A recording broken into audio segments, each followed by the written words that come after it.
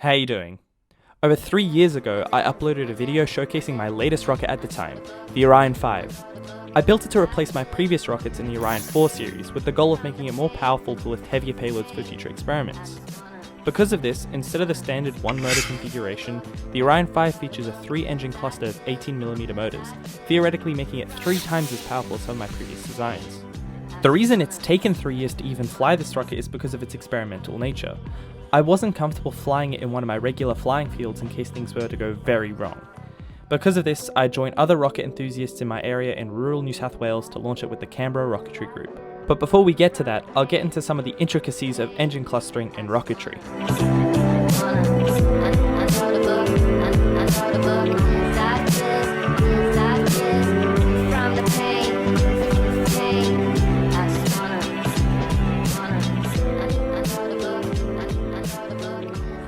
There is a bit more involved in the process of clustering than simply accommodating more motor mounts at the bottom of your rocket.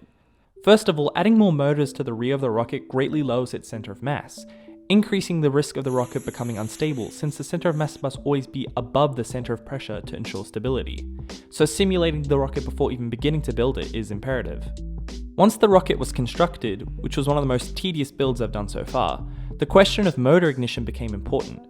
When it comes to clustered motors, to have successful ignition, the maximum number of current is needed to pass through each igniter in the shortest period of time to make sure each motor is ignited simultaneously. I wouldn't be using my own launch controller and power supply since the Rocketry Club would use their own, but I have the necessary equipment if I ever wanted to launch this rocket or a similar rocket myself. This includes a 12-volt lead-acid battery, the same type used in cars due to their low internal resistance, and the GoBox launch controller with clips that can interface with the battery. A regular old Estes launch controller is simply not enough power for these rockets. I've been using this exact setup for all my recent rocket launches. On top of this, with Estes igniters, they need to be wired specifically in parallel, not in series, to eliminate any loss of current and make sure each engine gets a chance to ignite. Other igniter types from other manufacturers may work in series, but that has to be checked on a case-by-case basis, and you should test all of this before committing to a launch. To achieve this circuit, I fashioned a wiring setup where one lead from each igniter is twisted around a common ring, and the second lead from each igniter is bundled at the center of the ring. This way, when one of the ignition cords is attached to the outer ring, and the other to the central bundle, the system will be wired in parallel. However, some tests were needed before launch day to ensure the system worked.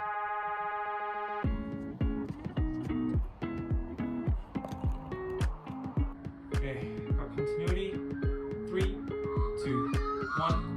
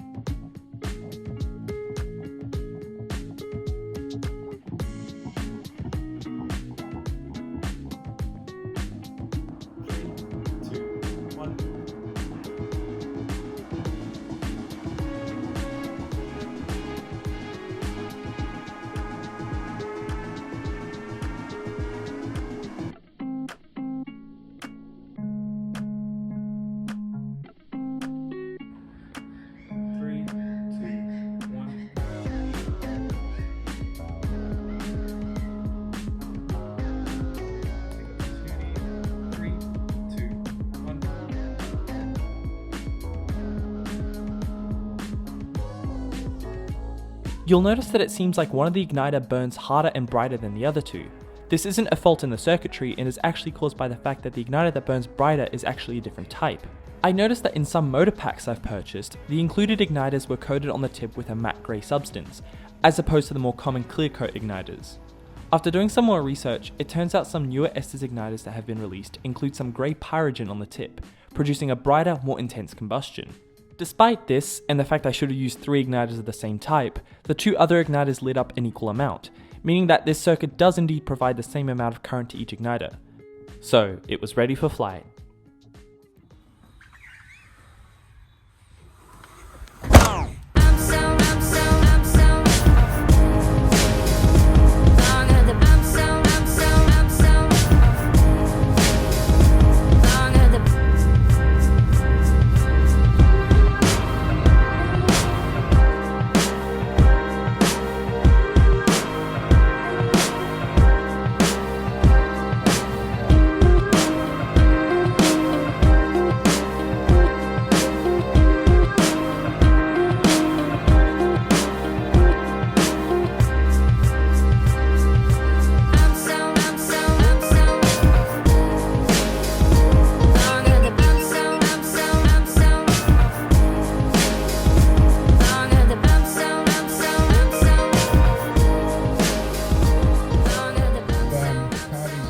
5. It's a cluster motor going on 3 B6.6s.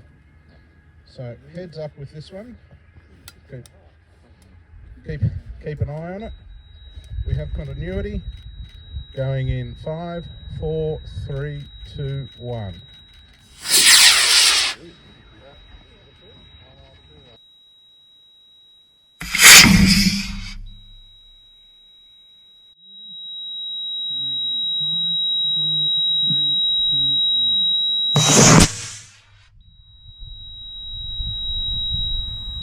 In 5, 4, 3, 2, 1.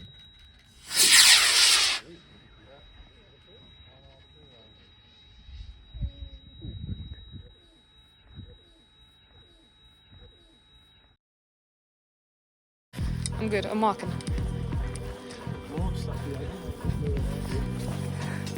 I did not get a great view of it.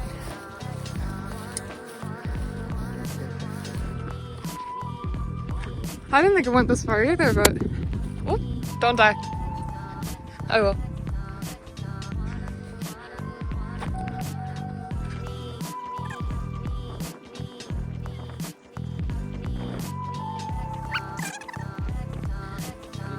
Oh, yes. So bad for the other kid, but yes. Hey, I don't think it went terribly. I think it just went off center.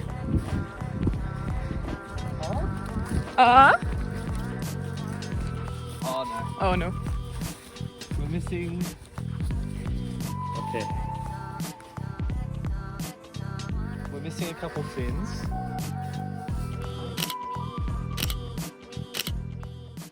So, as you can see, things didn't go exactly according to plan. As the rocket launched, it immediately violently pitched towards the valley behind the launch site before spiraling out of control and crashing in the distance. Not really the flight profile I'd planned. My next task was to figure out exactly what had gone wrong. My immediate assumption was that there was an ignition failure of one of the engines. This was confirmed when recovering the debris upon seeing 2 burnt out engines with 1 unignited. You see, in the case where only 2 of the 3 engines ignite, the rocket experiences additional forces leading to a dynamic failure. Firstly, the rocket launches off the pad vertically thanks to the launch rod. However, it already begins to pitch over, causing some serious rod whip.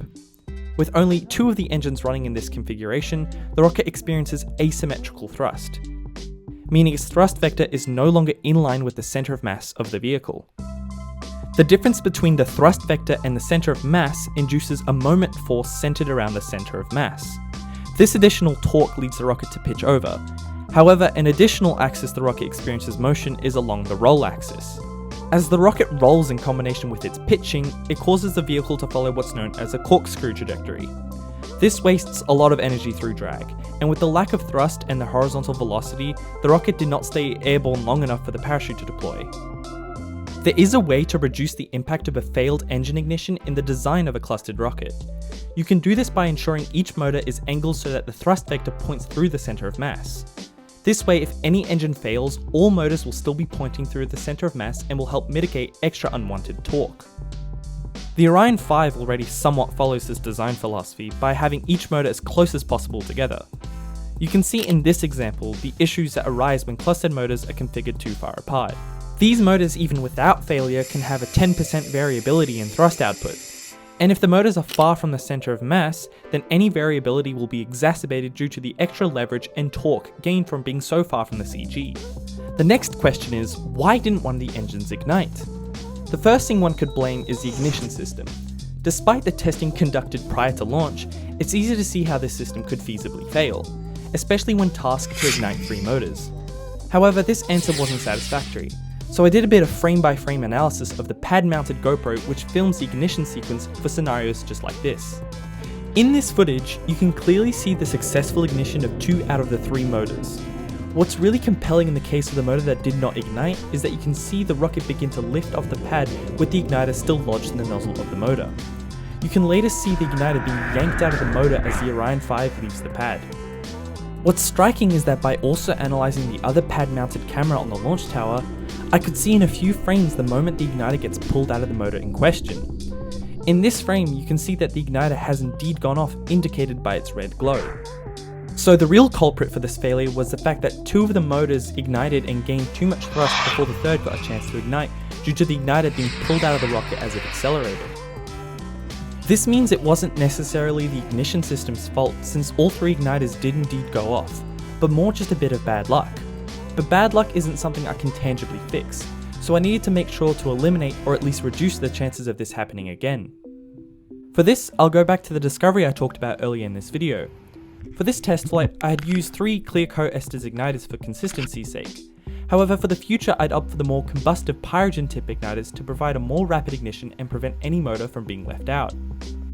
Now, the Orion 5 wasn't the only one of my rockets I launched on this particular day.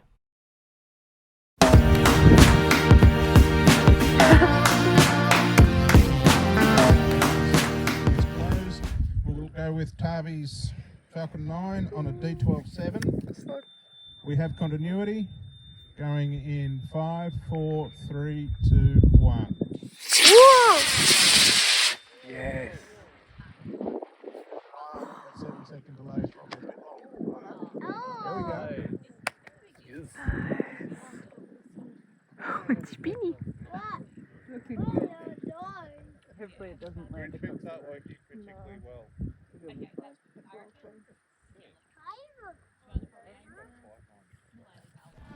With the successful launch of the Falcon 9 on a D12-5, I went ahead and did my final flight with the aerial hopper Mk1 on a C65, which is the same rocket I've been using for many of my recent science experiments, but with a more powerful motor.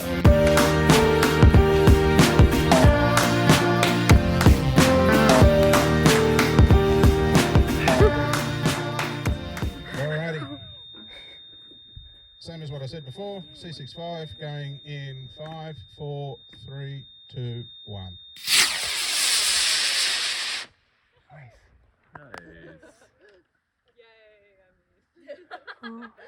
Alright, an ejection event. Parachute.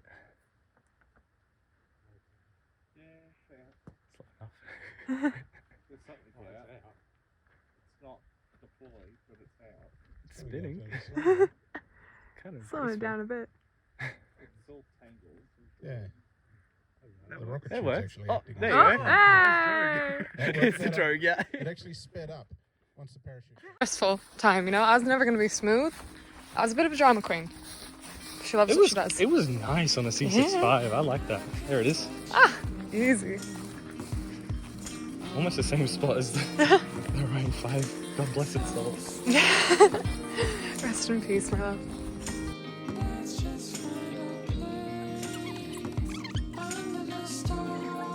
It did everything it needed to do. Completely destroyed.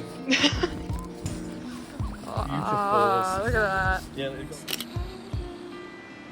So, I managed to have 2 out of 3 successful flights on this day. However, I wasn't the only one flying. Alrighty, going in 5, 4, 3, 2, 1. Going in 5, 4, 3, 2, 1. 1.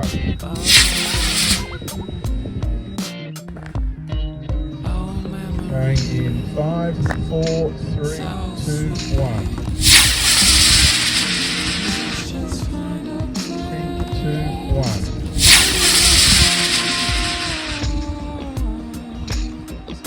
In 5, 4, 3, 2, 1.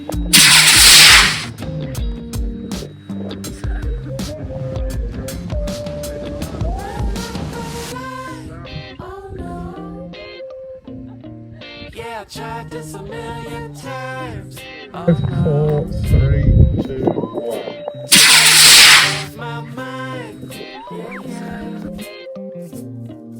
Sometimes I feel real. Going in 5, 4, 3, 2, 1.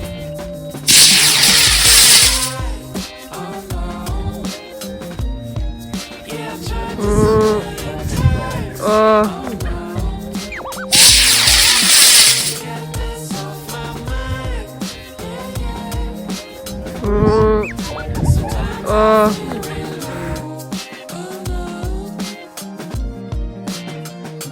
5, 4, 3, 2, 1.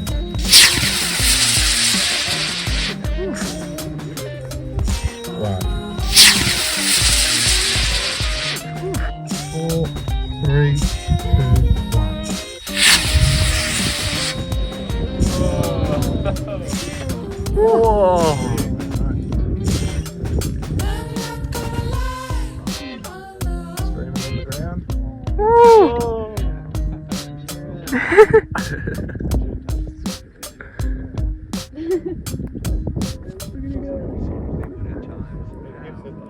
It's going like right back where it started.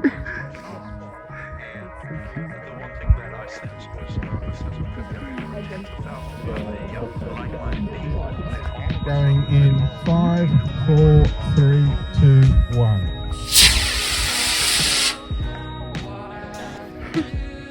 That's a surprise.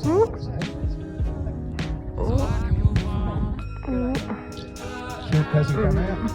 No, Tesla's bad. 4, 3, 2, 1. 5, 4, 3, 2, 1. No wiggle. 4, 3, 2, 1. 4, 3, 2, 1. Alright, that one came 5, 4, 3, 2, 1.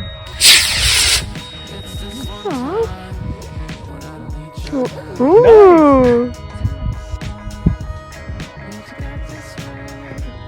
Cause sometimes I don't know how. 4, 3, 2, 1. Yeah. 2, 1. 2, 1.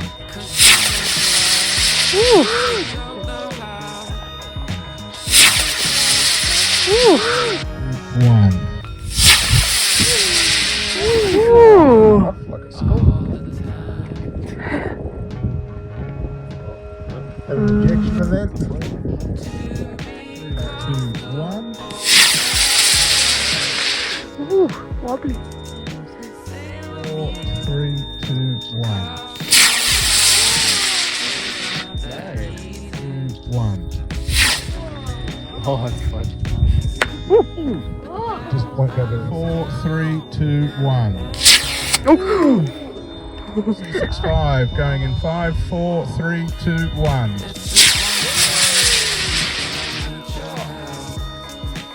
It did one. 2, 1.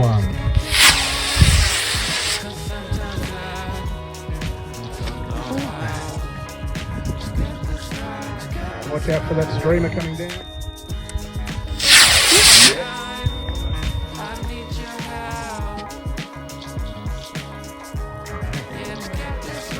Oh. Oh. 4, 3, 2, 1. All right, let's wrap this up with Barbie. Going in 5, 4, 3, 2, 1.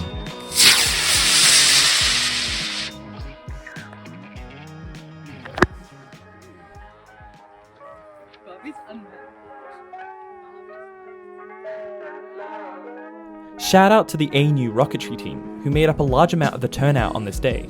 They certainly had some fun rockets to watch. And thank you for watching. Stay tuned for some future videos coming out very soon where I repair the damage done to the Orion 5 and attempt another launch, as well as my next rocket, the 2-stage Orion 6 for its own maiden flight. Thanks for sticking to the end. Until next time, see ya!